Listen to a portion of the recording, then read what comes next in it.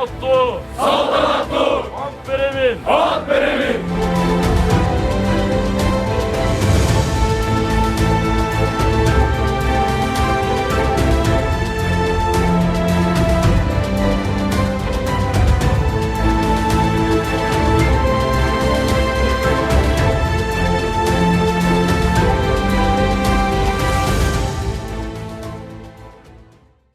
Кыргыз милициясынын алгачкы генерал-майору Эргеш Алиевдин атын алып жүргөн Ички иштер министрлигинин академиясында салтанаттуу иш-чара болуп өттү. Быйыл окуу жайдын 1-курсуна тапшырган 147 курсант элге жана ата мекенине кызмат кылуу үчүн салтанаттуу ант беришти. Иш-чарага Кыргыз Республикасынын Ички иштер министрлигинин жетекчилиги, генералдар, ардагерлер жана Ички иштер академиясынын окутуучулук курамы жана курсанттардын ата-энелери, жакындары катышты. Белгилей кетсек, аталган академия өлкө аймагында милицияда иштей турган кадрларды даярдаган жападан жалгыз жогорку окуу жайы.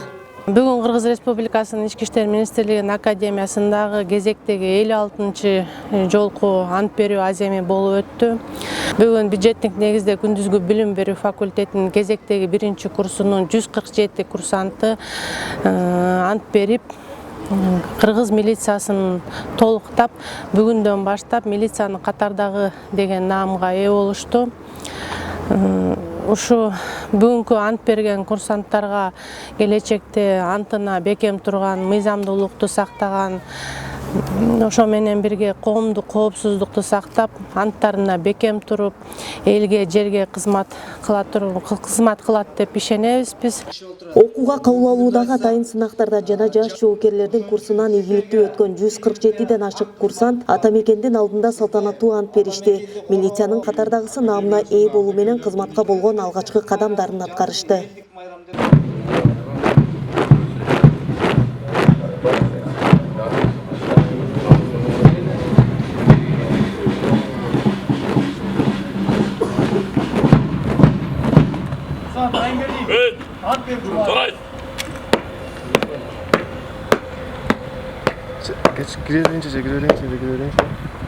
Жолдаш полковник курсант Райымбердиев ант берүүгө келди.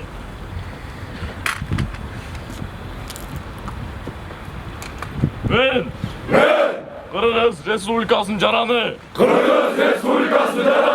Ички иштер министрлигинин академиясынын курсанты милициянын катардагысы ички иштер органдарына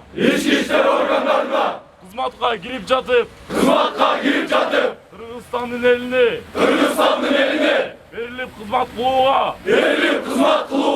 салтанаттуу ант беремин. Бул кесипке тапшырууmun себеби биринчи мен өз каалоом жаш кезимден ушул элдин улу болсом, элге кызмат кылсам деген максат ниеттерим бар болчу. Экинчиден бул атамдын изин улап, атамдын жолун жолдоп, атам дагы ички иштер министрлигинин кызматкери.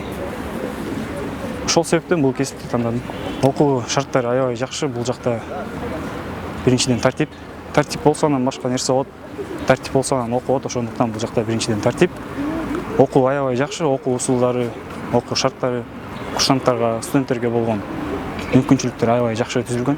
Биринчиден мен атам өзү МВД академияда иштейт. Ошолда түрткү болду деп эсептейм. Экинчиден бул мен чек арада жашагандык байланыштуу. Ошолда бардык адамдардын салым кошуп, кичинекей болсо дагы ошолда мен да салымымды кошуп, кызмат өтөгүм келди.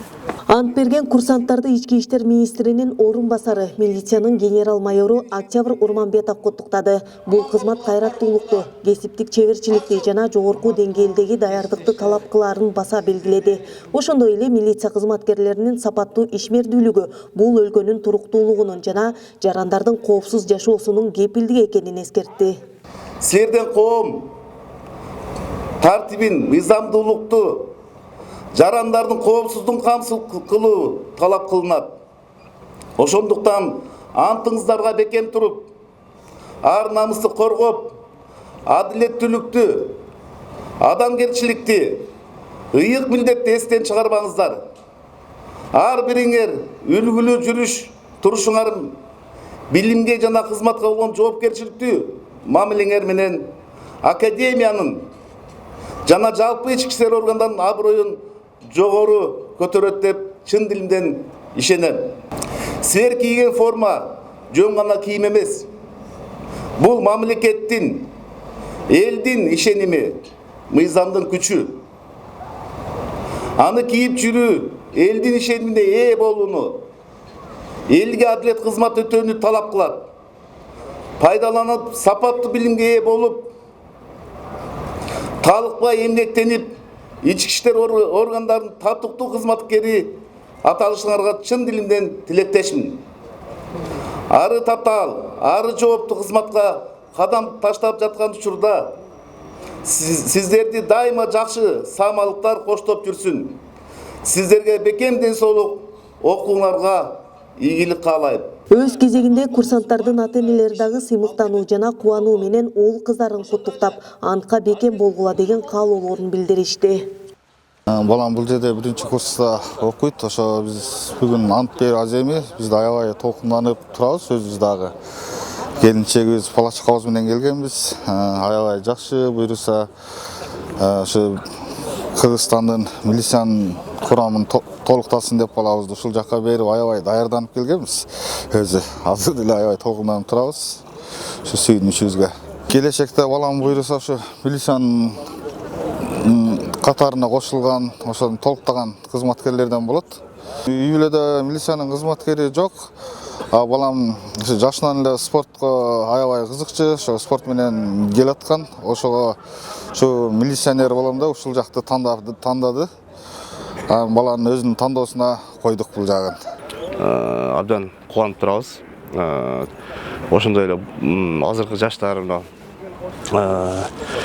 кыргыз элине болгон салымын ушул МВД академиясына тапшырды. Былтыр ушул милициялардын катарын толуктап отурат. Досум экөөсүнө сүйүнүп отурабыз. Кыргыз элинде ушундай чыган элдер, чыган балдар көбөйө берсин, кыран жигиттер көбөйө берсин.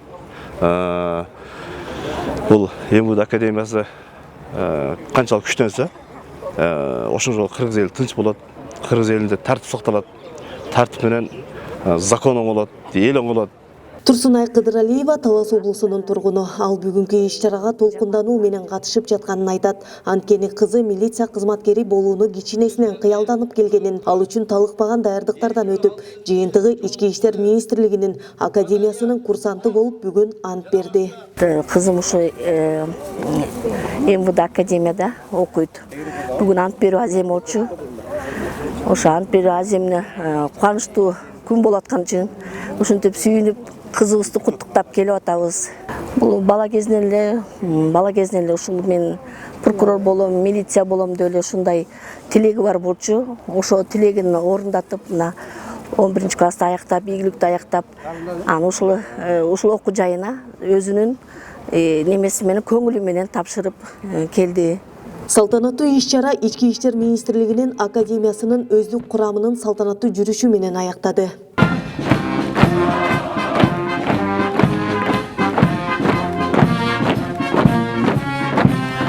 Айгерим Дүйшөбаева, Самаган Тайырбеков, Эркин Тоо мамлекеттик расмий гезитинин YouTube каналы, Бишкек шаары.